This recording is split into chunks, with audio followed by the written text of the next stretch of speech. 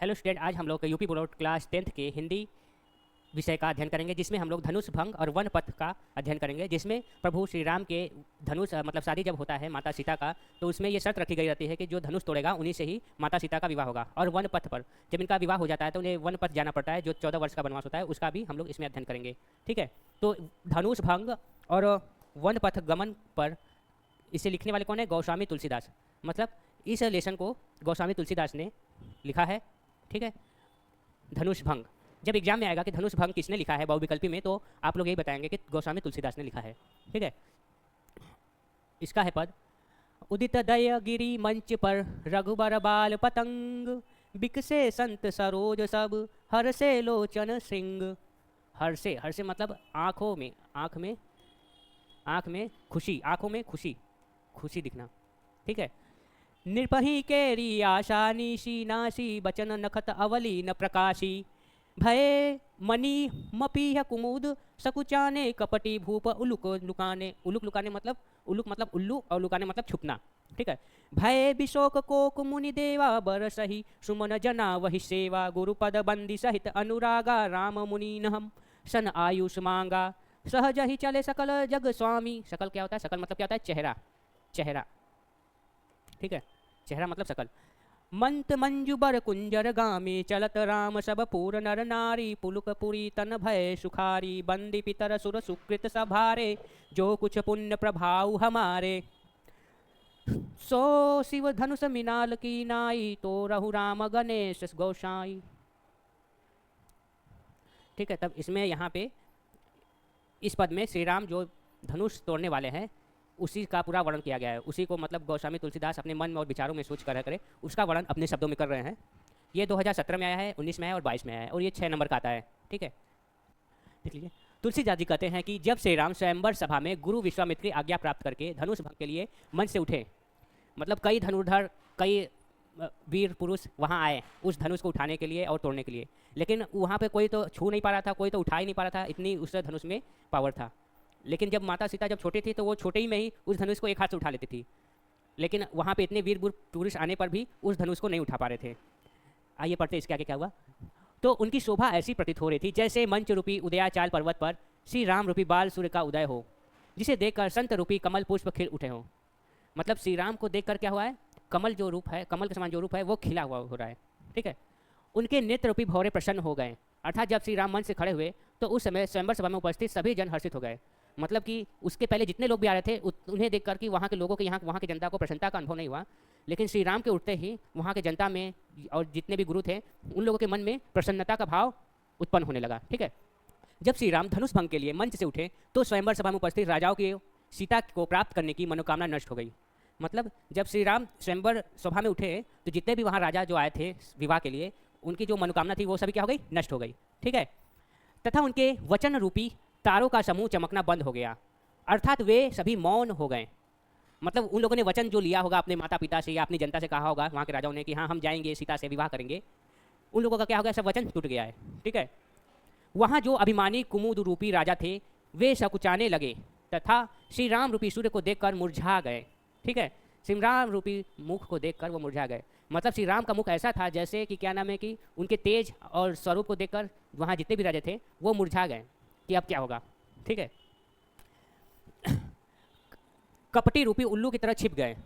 और कुछ वहाँ पे दुष्ट भी थे, जैसे कि क्या नाम है राजा के रूप में कुछ वहाँ पे दानव भी लोग आए थे, वो चेहरे बदल बदल के आए थे कि क्या नाम है कि हम भी विवाह करेंगे, क्योंकि माता सीता बहुत सुंदर थी, उससे वो क्या नाम है कि जो सभी आकर्षित होते थे, दानव लोग भी।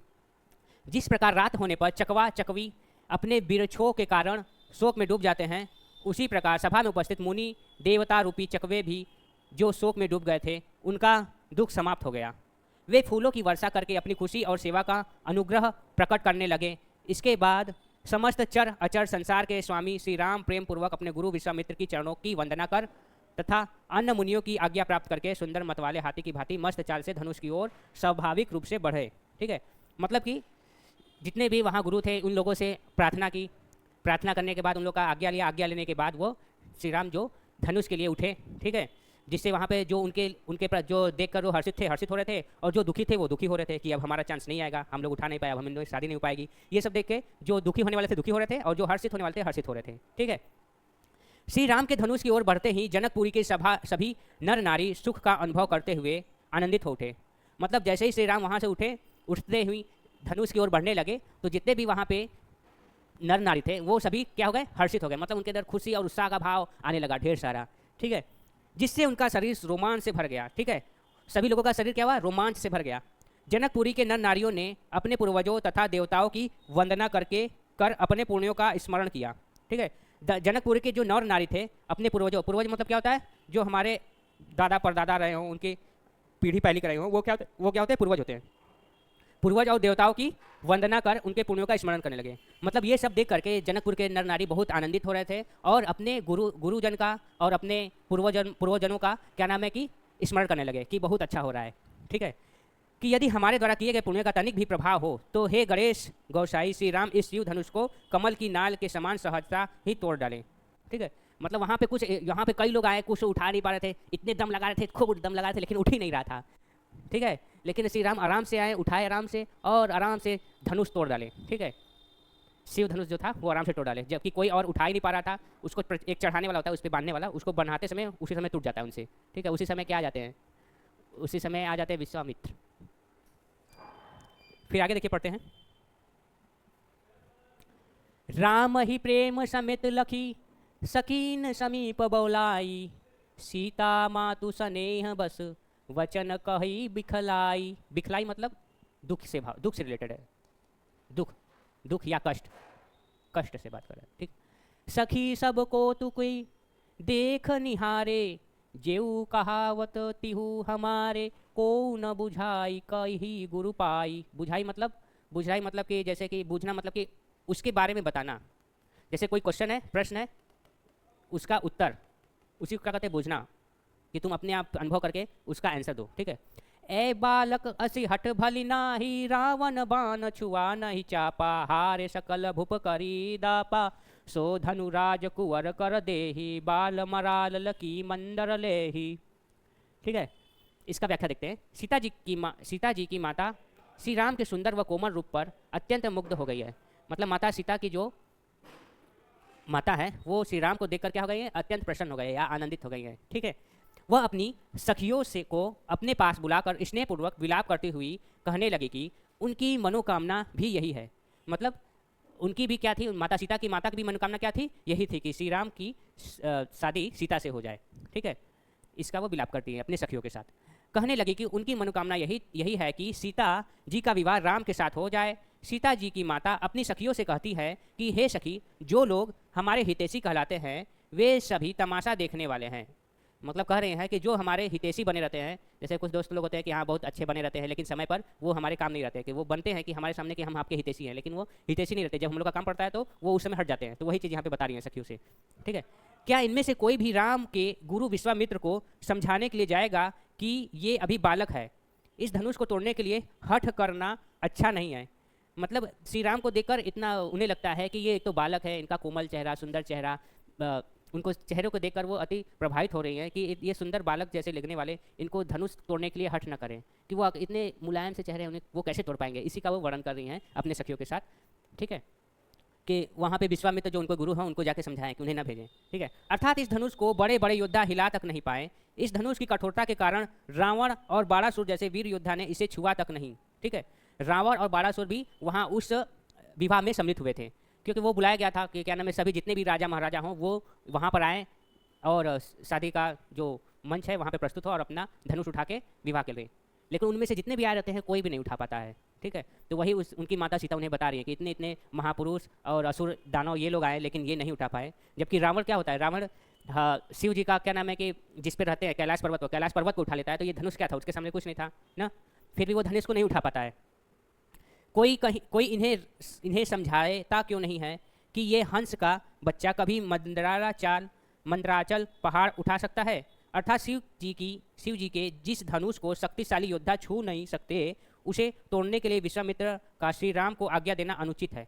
मतलब कहते हैं कि इतना वीर योद्धा इस धनुष को नहीं उठा पाए और ये कोमल जैसे हंस जैसे एकदम अच्छे लोग, ठीक है, कैसे इन्हें उठा पाएंगे। ठीक है, इसका यहीं पे वर्णन करें। श्री राम का उसे तोड़ने के लिए आगे बढ़ना बाल हठ ही है। मतलब जब इतने बड़े बड़े महापुरुष नहीं तोड़ पाए तो श्री राम कैसे तोड़ सकते हैं? ये सब क्या है, बाल हट है। जैसे बच्चे क्या होते हैं कि वो नहीं कर पाएंगे लेकिन वो करेंगे, नहीं हमें यही चाहिए। तो वही चीज़ यहाँ पे समझाया जा रहा है। ठीक है, आगे देखिए। भूप शयानप सकल सिरानी, सखी विधि गति कछु जाति न जानी। बोली चतुर सखी मृंद बानी, तेजवंत लघु गण्यऊ न रानी। कह कुंभज कह सिंधु अपारा, सो सेऊ सुजसु सकल संसारा। रवि मंडल देख लघु लागा, उदयतासु त्रिभुवन तम भागा। त्रिभुवन मतलब क्या होता है? त्रिभुवन मतलब तीनों भूमि का स्वामी, तीनों भूमि का स्वामी, तीनों भूमि का स्वामी। ठीक है।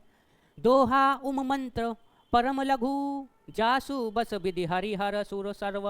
महामंत्र गजराज, गजराज किसे कहते हैं? हाथी को गजराज कहते हैं। हाथी को क्या कहते हैं? गजराज। गजराज कहू बस कर अंकुश खरवर। अब इसका व्याख्या पढ़ते हैं।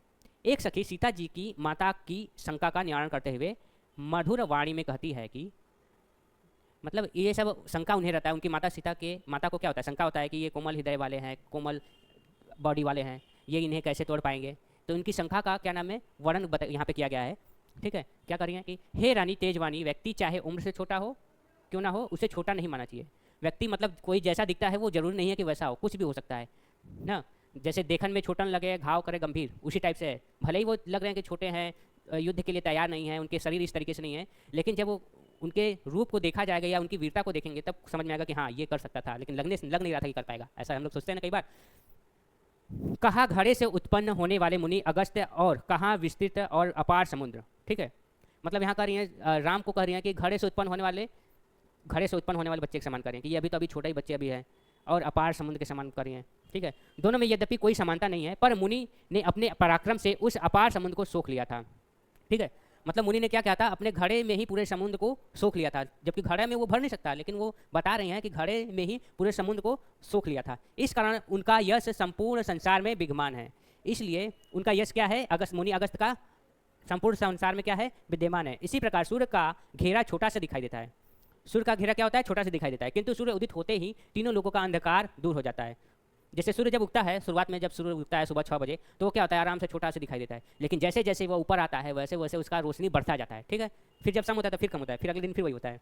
ठीक है, उसी प्रकार तुम राम को छोटा मत समझो। ठीक है, तो कह रहे यहाँ पे बता रही हैं कि जैसे सूरज छोटा होता है सुबह में, लेकिन जैसे जैसे वो बढ़ता है तो उसका उजाला पूरी तरफ फैल जाता है। उसी तरीके से क्या नाम है कि तुम राम को भी छोटा मत समझो कि ये छोटा है, नहीं कर पाएगा, ये चीज़ समझा रही हैं। दोहे का अर्थ ओम। ओम का मंत्र अत्यंत छोटा है, पर ब्रह्मा विष्णु शिव समस्त देवगण इसके वश में हैं। इसी प्रकार महान मदमस्त हाथी को वश में करने वाला अंकुश भी बहुत छोटा सा होता है। ठीक है, मतलब यहाँ पे बता रहा है ओम जो है, ओम जो होता है, ओम ये है ना, इसी में क्या है, ब्रह्मा विष्णु शिव सभी देवों का वश इसी ओम के अंदर है। ठीक है, जैसे हाथी को कंट्रोल करने के लिए क्या करते हैं, ऊपर एक बैठा आदमी रहता है, वो एक सुई जैसा लिया रहता है बड़ा सा, उसके सिर पर कुछता है, उससे वो क्या करता है, कंट्रोल करता है हाथी को। ठीक है, छोटा सा अंकुश होता है। ठीक है, उतने बड़े हाथी को कंट्रोल करने के लिए एक छोटा से ही चीज़ से काम हो जाता है। अंत में तुम भी राम को छोटा मत समझो। मतलब लास्ट में यही बता रहा है कि उनके चेहरे या उनके रूप को देखकर उन्हें छोटा मत समझो कि वो वीर नहीं होंगे या इसे उठा नहीं पाएंगे, ऐसा मत समझो। यहाँ पे ये समझा रही हैं। ठीक है सखी लोग, वहाँ उम्र में छोटा क्यों ना हो, तुम उनकी कोमलता पर मत जाओ, वे अवश्य ही धनुष तोड़ेंगे। ठीक है, ऐसा सखी लोग समझा रही है माता सीता के माता को कि